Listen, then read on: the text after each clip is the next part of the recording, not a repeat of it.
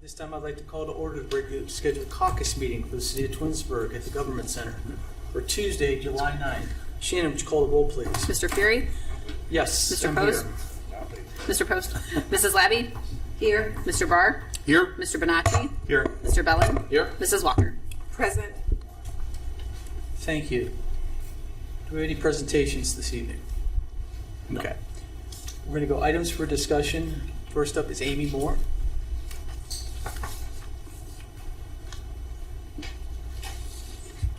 Good evening. The first thing I want to discuss is on the agenda is traffic signals that we're doing. And with that whole traffic signal study that we had done, it was the elimination of the traffic signal at Church and Ravenna.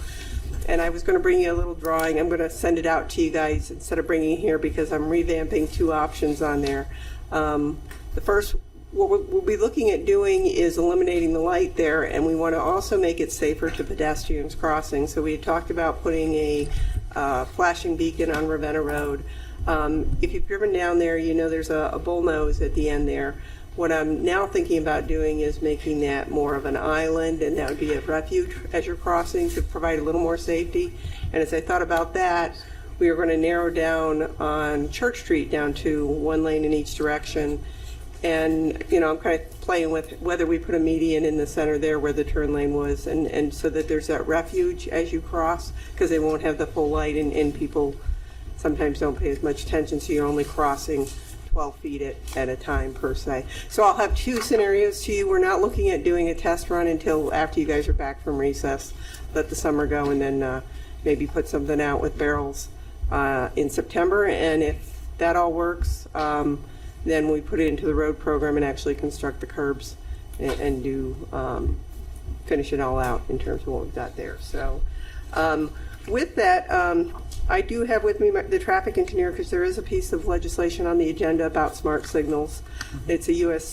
Department of Transportation grant associated with upgrading our signals to smart traffic signals. As we all know, that the software that we're running is outdated. Getting components to run anything, we now have to rebuild because they don't supply things anymore. So our goal is to get a smart system in there, and this grant is what would be the next phase after that purpose and needs study that we did would be the design phase. So in that grant, what that grant would cover is the phase one design of that project, which is estimated to be about $699,000. The grant would cover 100%, but the grant also has some clauses in there associated with priority projects. So what I'm proposing is doing a 90-10 split. And the issue that we have, and I have a lot of backup for it, one of the things that they are identifying is anybody on the climate and economic justice screening map. So that's low-income communities per se. We are a job hub for Summit County. We're one of the biggest job hubs in Northeast, in Summit County area. Metro and Parter both service our, service our area associated with bringing people to the area. We bring in, according to the census in 2021, over 16,600 jobs daily to the city that are technical jobs that basically would improve quality life. And some of those are coming from what would be those people that fall in that disadvantaged area, because we're 20 miles out of Cleveland, we're 20 miles out of Akron. We have a great interstate system that connects us in mobility and the bus system. So that plays towards a grant. I've got that kind of written in the way it needs to go there.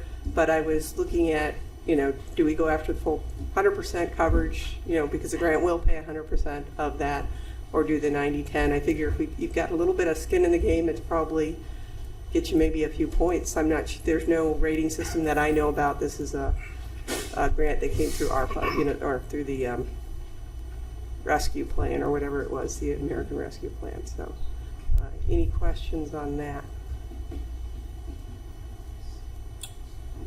Do you have any questions? So this is for the traffic signals to communicate with each other? Communicate with each other and us, so that we get it back here. It would come back in here. There will be a fiber optic connection that would come through. Part of this is about resiliency. We would actually own the fiber optic line, so we have control. They want to make sure can't be hijacked per se. So it would be on an independent network, not on the outside communication. Again, leading in with a grant was what we've kind of intended to do even without this grant. But it would communicate with each other in certain zones, and it would communicate back to us so we would know if there's a fault, if there's something not working associated with it in terms of what we've got. And like I said, it would be software and the latest technologies out there, updating both the ped heads for the countdowns for the ADA, putting back plates which give you more visibility on the traffic signals, the updating the EMS emergency override system as well, bring that up to current technology. Working with police and fire, we're not going to do that independently. Awesome. Thank you.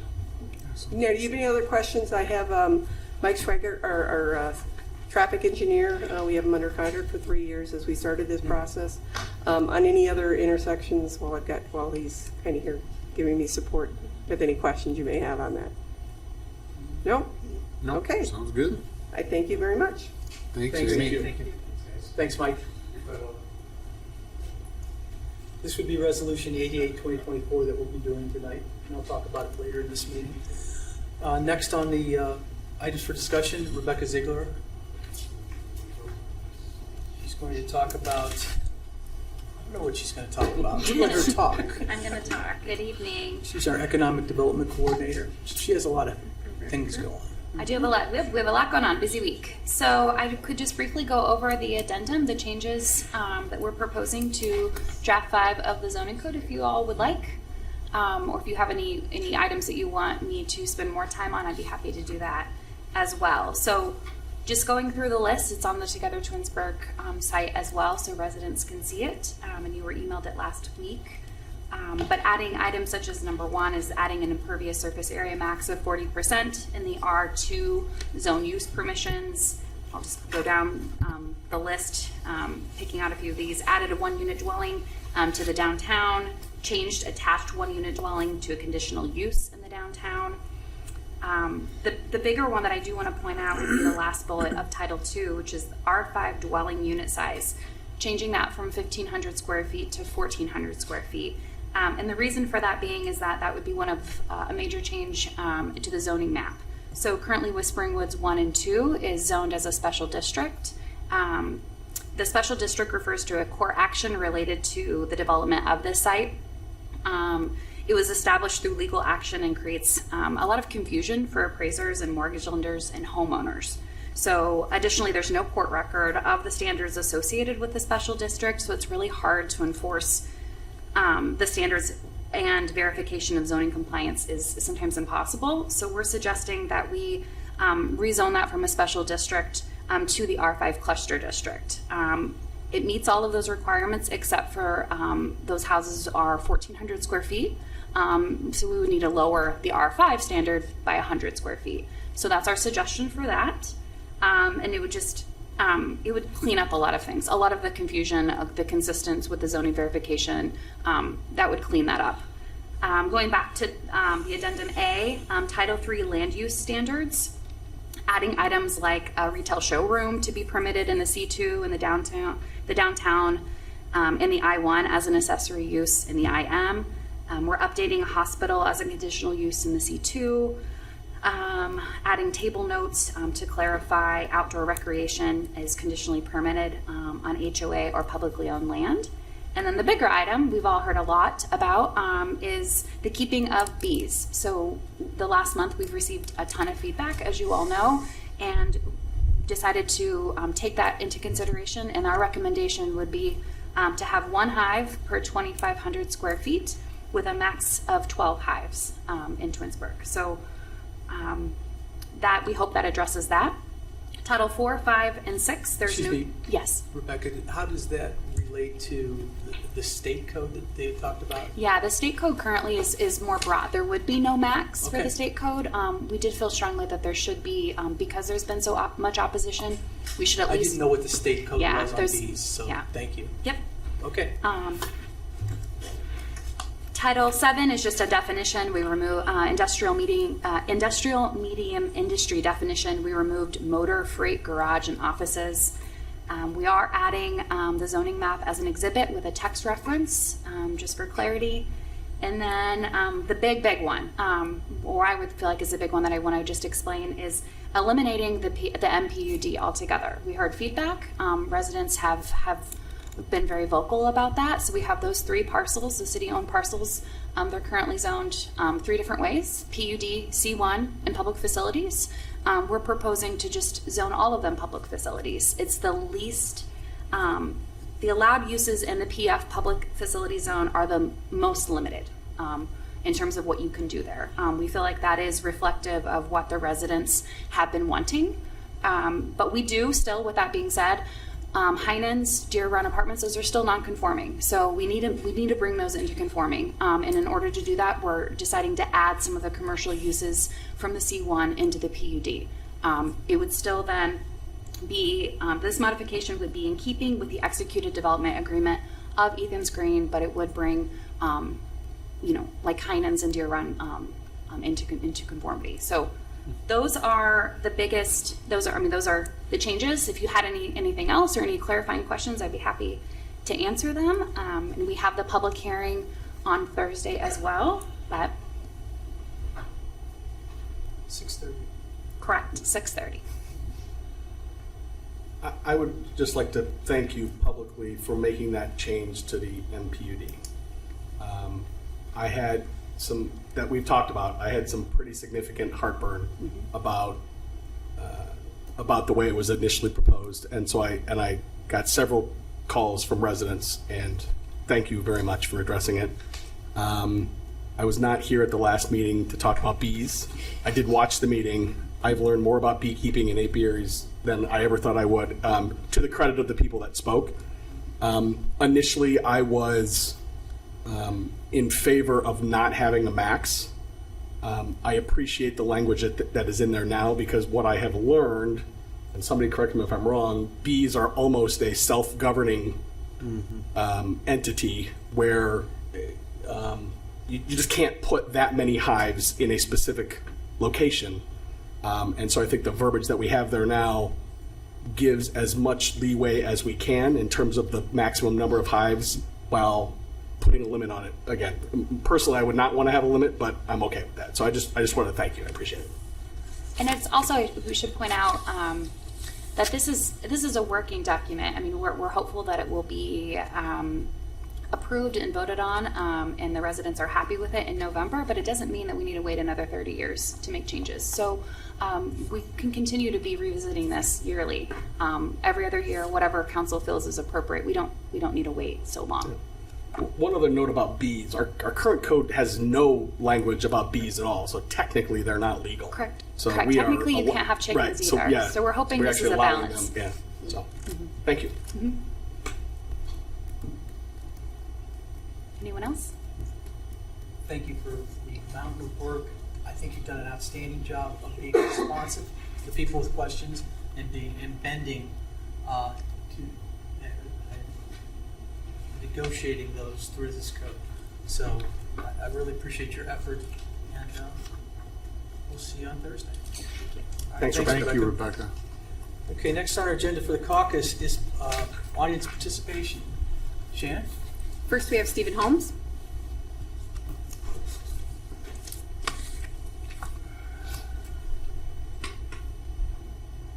How y'all doing today? Great. Good evening, sir. This is one of my first meetings for doing this, so I'm really concerned about a few things going on in this town. Okay, so Tell you- before you start, could you give us Yeah. your name and your address, please? Stephen Holmes, I live in Deer Run, 9969, apartment 118. Thank you. So I'm really happy that we're all concerned about zoning issues and building new houses and traffic signals, because I know that's what really matters in Twinsburg, instead of cops coming in and stormtrooping my grandma when she's 92 years old and got dementia.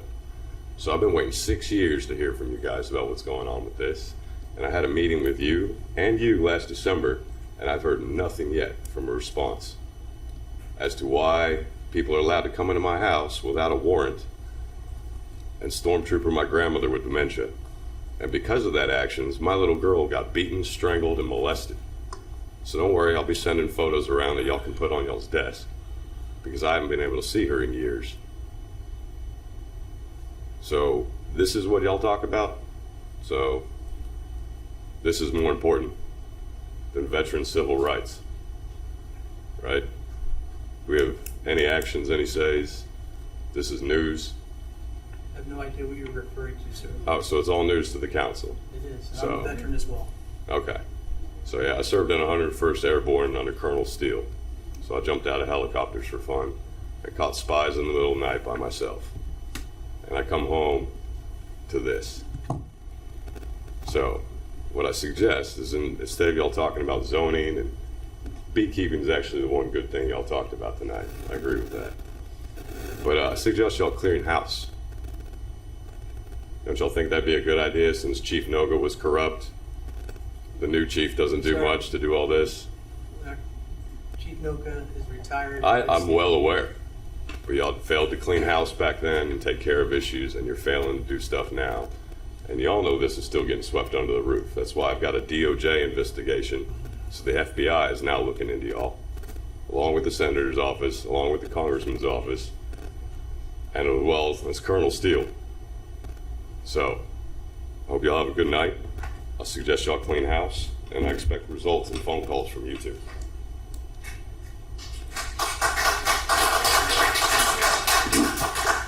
Next, we have Tom Hobson.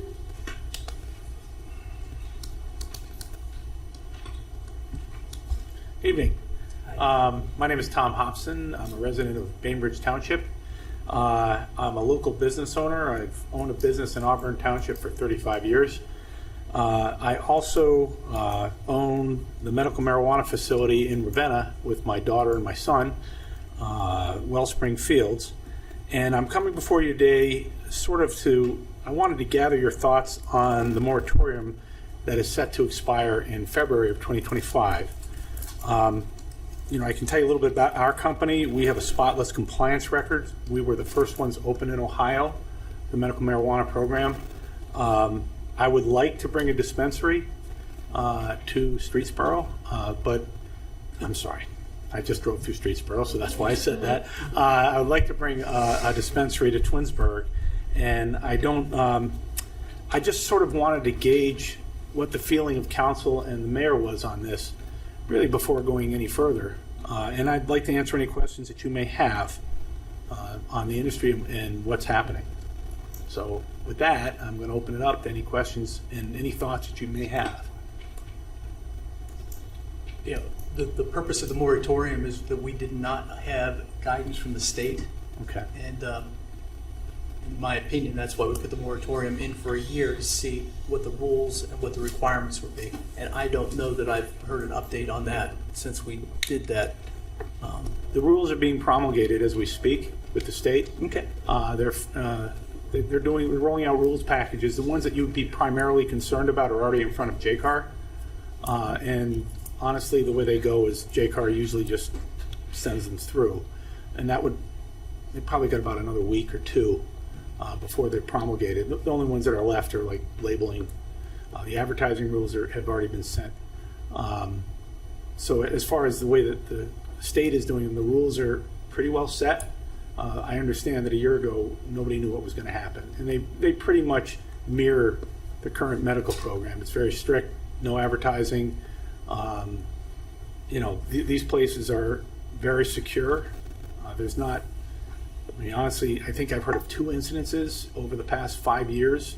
One in Canton, and then another one, it was an inside job out in Willoughby. The one in Canton, nothing happened. The guys tried to break in and couldn't, and that was the only incident I've ever heard about these things. They're generally very secure. They're run more like a secure Apple store, I think is the best way to describe it.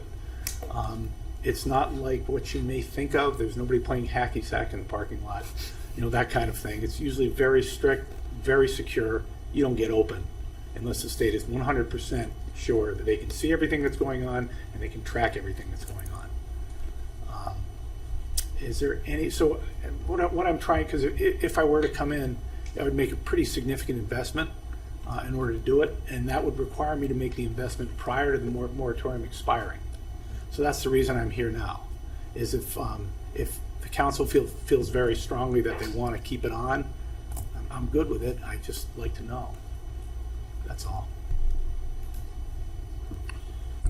Yeah.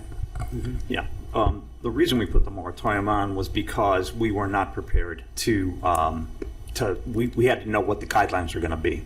Okay, so we put a 1-year moratorium on so we could make good decisions when we make our ruling here. And as you know, we're going through the zoning code now, and so as you just heard. And so with that zoning code being updated and going to the ballot in November, we're looking to make sure that we're within our guidelines that are being set by the voters through this code should it pass. So I'm not looking to recommend that we shorten the moratorium at all. I'm not asking. Till before February. Right. So it should remain in place unless council has a different idea in mind. But that's not going to be recommended from me or our law department at this Okay. time. You look like you want to say something.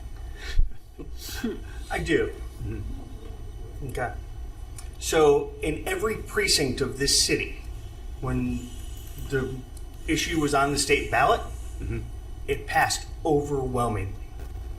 So I think, and I'm not going to gauge like official Right. support, I think the support of this community for what you're asking about is there, because it wouldn't have passed in every precinct. Right. I believe it was a 58% approval rating by the voters in Twinsburg. Some precincts it was much higher. Okay. So I'm just the voice of You one were of one- seven. Survey of But- one. You said you were contemplating purchasing property before the moratorium? Potentially. I would start out as a lease and see how it went, and then in the lease I would include an option to purchase. And of course, we would do it in whatever district that you guys decided it was appropriate to be in.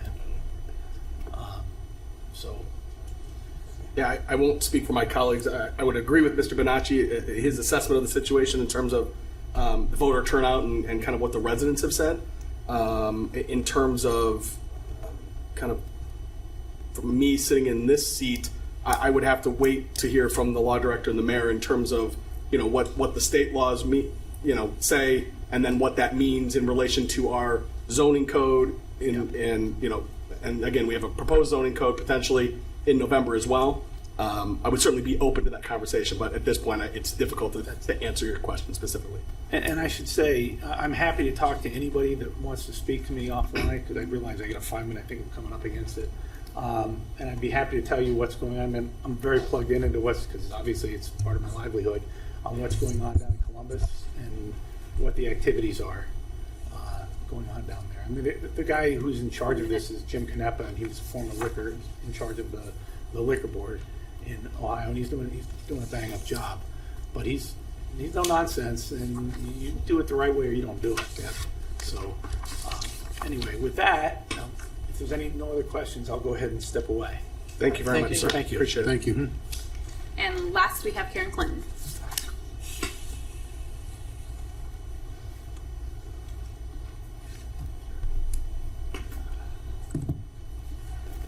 Good evening, Mrs. Clinton. How are you today? Karen Clinton, Glenwood Drive, Twinsburg. You're gonna have to be a little lenient with me because we're coming up on 16 years since we lost our beloved Josh Materian, who was brutally murdered in this city, police officer. And it's as raw today as it was 16 years ago for me. We have a wonderful police department and fire department. 16 years ago, I came to you and I said, guys, we need more police. We need more help out there. Please. Well, we had other things we were involved with. And unfortunately, as a result of that, Josh was murdered because he was alone that night. He stood alone that night. He had no help. We have wonderful officers that wanted to back him. They were across town, and they still mourn him like I do. and have issues because they feel like they failed him, and they didn't fail him. There was nothing anybody could do because he was alone. Now here we are coming up on 16 years later, and our department is a mess. It's a wreck. And not because of the good men and women, but because there are some bad ones. Mr. Fury, you can rock your head back and forth and smugly look at me. We've gone around 16 years with this. I'm not even going to look at you. I know I'm supposed to be addressing you because you're supposed to be the president of the council, but it's horrible. And Mrs. Clinton, we've had this conversation before about. And we're going to have it again and again and again. We are going to have it again and again and again. At that time, and you've had conversations with the former law director about this. This is the similar speech that you give every year. You are correct, and I'm going to come here until the day I die, because you know what? I still see him sitting there. I see Josh Materian sitting there with Bascio at his knee. Okay. The man that walked in the room, that lit up the room like Elvis Presley, gave his all, laid his life on the line for you, served his community, and you're gonna put this down.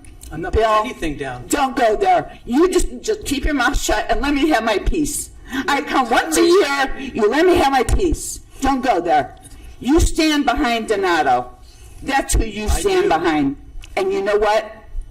Yes, our department has issues. And what makes you a good patrolman screws you up as a person. He needs some help, and I'm going to tell you right now. I'm going to tell you right now, Bill. Dan Fidel is a hero. Olivia Bartolovic is a hero. Matt Pfeiffer is a hero. They came to everybody here and said, we got issues. And what are we going to do? Oh, we're going to stand behind this and sweep it under the rug. You know Frank, who was tased. You know Frank. Everybody in the room knows he's like Goober from Andy. He has issues. Or Ernest T. If anybody that knows the character Ernest T. Donato knows Frank.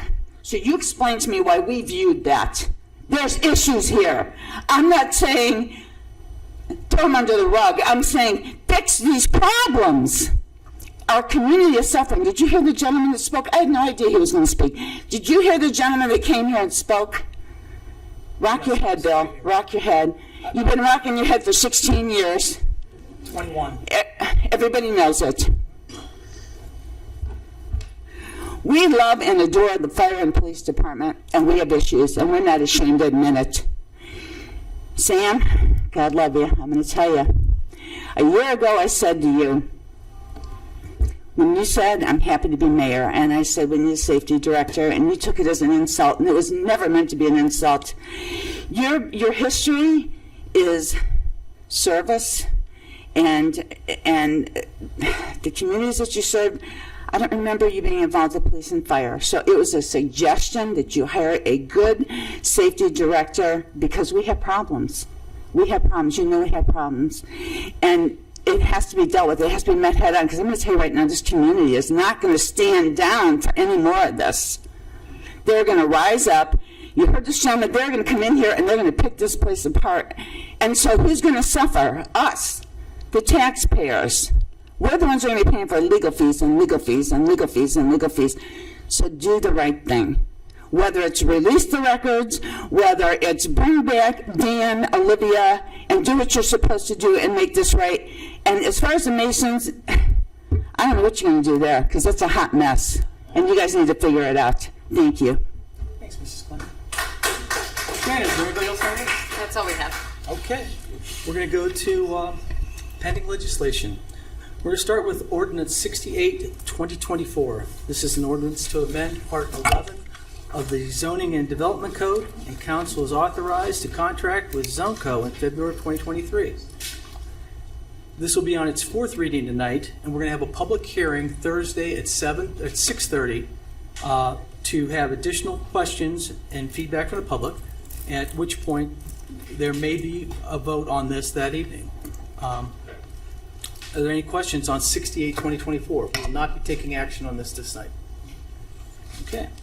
Resolution 77, 2024. This is a resolution for council's consideration to rezone parcel 64,00589 at the southwest corner of East Aurora Road in Chamberlain. This is the request of the property owner. We had a public hearing on this earlier this evening. They want to change the C2 to R5. Planning Commission reviewed this on the 17th, and this will be on its third and final reading for a vote this evening. Are there any questions on the rezoning of, on putting on the rezoning of this property from C2 to R5? Any questions? Okay. Next, we have Resolution 78, 2024.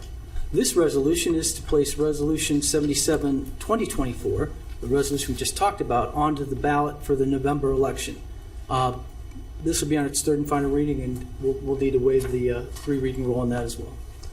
Oh, no, actually we won't, because we have time, because we're way before the 90-day cutoff.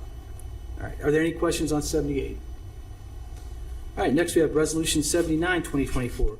This is a resolution for council's consideration to rezone parcel 6401824 located at 9842 Darrow Road. This property is owned by the city. Under section 7A.04 of the charter, the city has the ability to, upon application, the acquiring entity be zoned public facilities district by a majority vote of council following the receipt of a report and recommendation by the Planning Commission, and shall be governed by the regulations and zoning planning to prepare facilities districts. Planning Commission reviewed this on June 3rd, and it was passed unanimously. This is part of the. This is the second item on the public hearing tonight.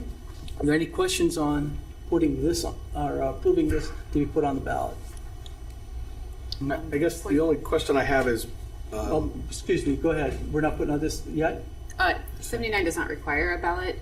Council has the Oh, right I apologize. to rezone. Yes, Yeah. it's on the ballot. Excuse me. All right, go ahead. that answered my question. Okay. Thank you. Ordinance 85, 2024. This is an ordinance to make amendments to the budget for two departments. One for the service department for $75,000 for a 5-ton dump truck. When this was passed, it assumed the amount would be financed, but it was given the current market interest rates. The second one is for the Department of Law for professional services. Council is being asked to suspend the three reading rule and pass this on emergency. Any questions on 85, 2024? Okay. Resolution 86, 2024. This resolution is to enter an agreement for purchase of real property and temporary easements for Ravenna Shepherd project. Council is being asked to suspend the three reading rules and pass this on an emergency so we can proceed with the project. Any questions on easements for the Ravenna Road Shepherd project? 3 communities, fixing that intersection. Okay. Resolution 87, 2024. This is a resolution for for engineering to apply for funding for the Highland Road Sanitary Lining Project through the State Capital Improvement Program. The estimated cost is $168,000, of which the city is applying for $84,000 in grant money. If funding is not granted, the legislation will also allow the application for a zero-interest loan for 30 years. Council is being asked to suspend the three reading rule and pass this on an emergency so that we can meet the grant deadline in August before we come back from recess. Any questions on this? Okay. Resolution 88, 2024. This is a resolution for the engineering to apply for a Stage 1 SMART grant for the citywide Smart Signal Upgrade Project. The scope of the project includes design, plans, survey, geological, and SUE investigative surveys. The estimated cost for Stage 1 is $699,000. While the grant does not require a match, it is being recommended that the city ask for a 90-10 split, with 10% being the local match of $70,103. If awarded Stage 1, the city would apply for Stage 2 upon completion. Council is being asked to suspend three reading rules so that we can apply for this grant. Are there any questions? This is what Amy Moore covered earlier this evening. Okay. Resolution 89, 2024. This is a resolution to appoint one member of the Architecture Review Board to council. We had interviews earlier, and I will make a recommendation to later on to amend that. But we've already discussed the Architecture Review Board. Any questions on that? And last, we have Resolution 90, 2024. This is a resolution to appoint one member to the Civil Service Commission. I'll make a motion and add the name when we get to that in the meeting. Are there any questions on that? All right, that concludes the overview of the legislation for this evening. Miscellaneous, does anybody in council have any miscellaneous items to discuss?